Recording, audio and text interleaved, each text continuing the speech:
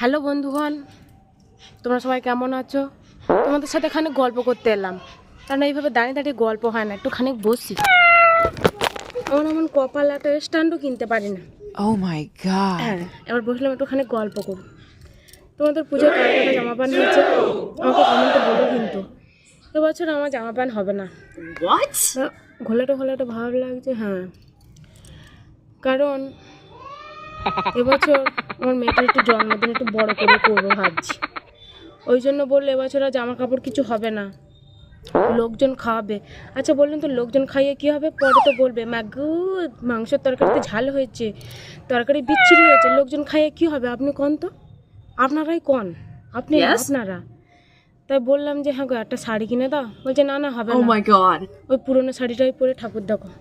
তা তোমাদের কটা জামা কাপড় হয়েছে আমাকে কমেন্ট করে বলো তো।